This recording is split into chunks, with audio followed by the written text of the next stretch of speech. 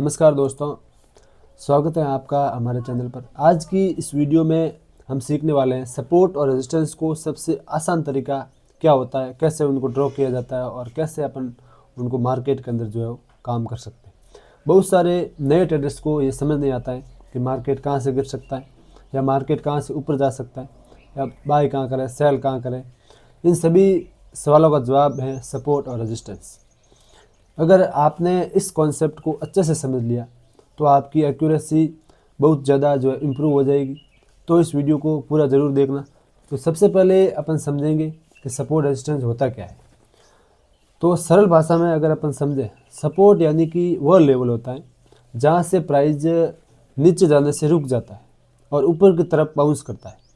सरल भाषा में जहाँ बायर्स ज़्यादा होते हैं, जहाँ से मार्केट ऊपर जाने की कोशिश करता है, उसे सपोर्ट करते हैं। एग्जाम्पल के लिए अगर निफ्टी 22,000 के से कई बार जो है ऊपर की तरफ बाउंस करता है तो 22,000 एक स्ट्रॉन्ग सपोर्ट लेवल बन जाता है। अब रेजिस्टेंस क्या होता है? रेजिस्टेंस वो लेवल होता है जहाँ से प्राइस ऊपर जाने से रुक जाता है और नीचे गिरने लगता है। तो सरल भाषा में यानी कि जहाँ सेलर ज़्यादा होते हैं, जहाँ मार्केट्स नीचे गिरता है, उसे रेजिस्टेंस कहते हैं। अगर जैसे निफ्टी है या कोई भी अपन स्टॉक ले सकते हैं तो वहाँ से मार्केट जो बार बार उस प्राइस से मार्केट गिर रहा है, यानी कि वहाँ पे स्ट्रॉन्ग जो रेजिस्टेंस है। तो अब समझते हैं कि सपोर्ट रेजिस्टेंस को आप कैसे ड्रॉ कर सकते हो, कैसे क्या कर सकते हो। उसके लिए मैं आपको जो है वो चार्ट पर ले जा करके आपको समझाने की कोशिश करूँगा। तो सबसे पहले दोस्तों, अपने को जो मार्केट के अंदर सपोर्ट और रेजिस्टेंस को चेक करने के लिए अगर आप BTC के अंदर देखते हो तो सबसे पहले अपने को 1 आवर टाइम फ्रेम या 4 आवर टाइम फ्रेम के अंदर चल करके मार्केट को जूम आउट या जूम करके, अब देखो पहला मैंने ये लाइन पहले से ड्रॉ करके रखी है आपको बताने के लिए। अब देखो, अब सपोर्ट रेजिस्टेंस कैसे बनते हैं, क्या होता है, ये देखो। अब अगर आप देख रहे हो तो मार्केट ने, एक मैं थोड़ा इसको और बताता हूँ। अब देखो, मार्केट ने पिछली बार यहाँ से बाउंस किया था, तो अगर मार्केट यहाँ पे कोई भी पॉजिटिव कैंडल बनाता और उसका ब्रेक होता तो ये मार्केट को सपोर्ट की तरह वर्क कर सकता था। लेकिन इसने देखो पहली बार इसने सपोर्ट लेने की यहाँ कोशिश की, लेकिन ये सक्सेस नहीं हो पाया। तो मार्केट ने इस सपोर्ट को रेजिस्टेंस की तरह जो ब्रेक किया, ब्रेक करके वापस रिटेस्ट करके मार्केट ने जो फॉल दिया, यानी कि मार्केट का ये जो है रेजिस्टेंस बन गया। यानी कि अब जब भी मार्केट यहाँ आएगा तो हाई चांस है कि मार्केट के अंदर यहाँ से जो है वापस से फॉल आ सकता है और नीचे ये जो सपोर्ट बनाया है मार्केट ने। अब देखो मैं आगे आगे चल के बताता हूँ आपको। देखो ये लाइन मैंने एक और ड्रॉ करके रखी, यानी कि देखो पिछली बार मार्केट ने यहाँ से फॉल किया, फिर वापस यहाँ आया तो यहीं से वापस नीचे गिरा, फिर वापस यहाँ आया तो यहीं से वापस नीचे गिरा। यानी कि मार्केट के अंदर ये जो रेजिस्टेंस बन चुका है, यानी कि ये अच्छा खासा जो रेजिस्टेंस है। देखो कितनी बार मार्केट यहाँ आया और हर बार जब भी मार्केट यहाँ आने की कोशिश की, मार्केट के अंदर फॉल आया। अब यहाँ देख सकते हैं यहाँ पे एक ट्रेंड लाइन बन रही है और जब जैसे इस ट्रेंड लाइन का ब्रेकआउट हुआ तो मार्केट ने वापस से जो है उप साइड की रैली दी। अब देखो वापस जब यहाँ आया वापस फॉल आया, वापस जब भी यहाँ आया वापस फॉल आया। अब देखो आप लगातार देख रहे हो इसको, ये कितनी बार वर्क किया है इसने। और फिर इसने जब अचानक से इसको तोड़ा तब जो है इसने वो सपोर्ट की तरह वर्क किया, वापस इसके अंदर ये डोज कैंडल बनी और वापस इसने जो सब अब ये सपोर्ट की तरह वर्क करने लग गया। फिर देखो जब भी वापस से मार्केट यहाँ गिरा, पहले इसने सपोर्ट लेने की कोशिश की तो देखो लगभग 10-15 कैंडल इसने यहाँ पे बिताई, फिर इसने जब रेजिस्टेंस की तरह वर्क करके मार्केट जो है डाउन साइड जो है गिरा। अब आप देख सकते हो कि सपोर्ट और रेजिस्टेंस जो किस तरह से वर्क करते हैं, कैसे वर्क करते हैं, किस तरह से मार्केट के अंदर जो ये बहुत ही इम्पोर्टेंट रोल निभाते हैं। अब बात करते हैं अपन सपोर्ट के बारे में। अब देखो, अब मैंने ये भी देखो यहाँ से मार्केट और वहाँ से मार्केट देखो। अब देखो पिछली बार मार्केट ने यहाँ से अपसाइड की रैली दी, फिर जब मार्केट यहाँ आया तो इसने इस ट्रेंड लाइन के सारे ट्रेंड लाइन तो अपन बाद में बनती है, लेकिन जब मार्केट यहाँ आया तो वापस से इसने सपोर्ट लिया।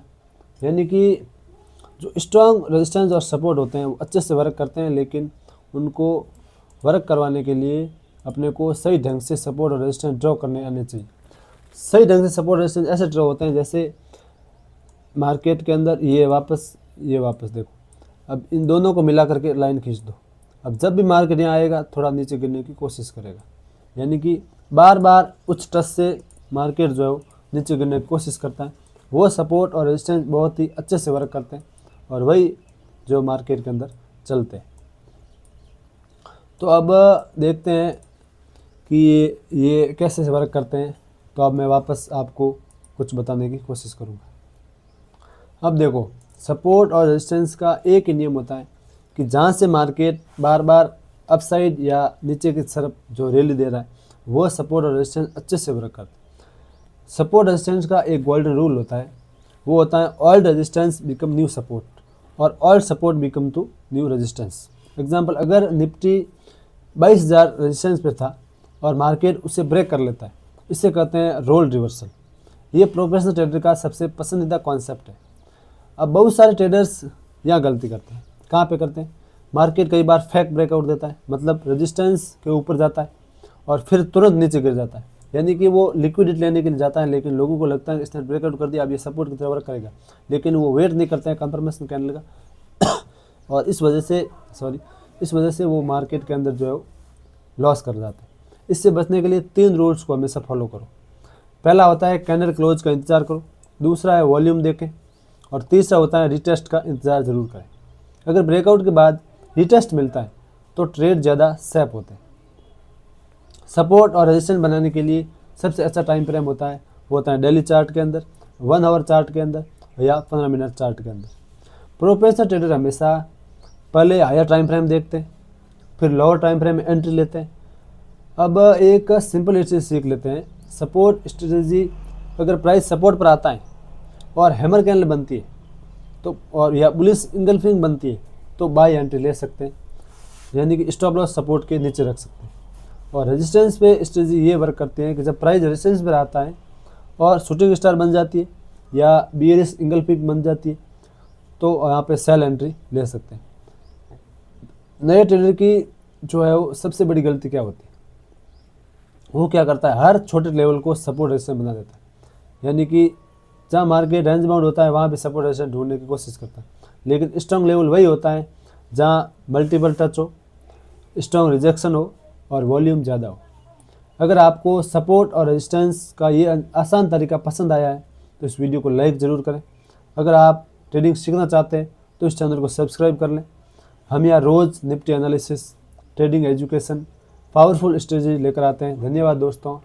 तो मिलेंगे अगले वीडियो में, लेकिन एक बात हमेशा ध्यान रखना कि कोई भी स्ट्रेटजी 100% वर्क नहीं करती है। आप मार्केट के अंदर आए हो तो आपको रिस्क मैनेजमेंट को फॉलो करके चलना पड़ेगा।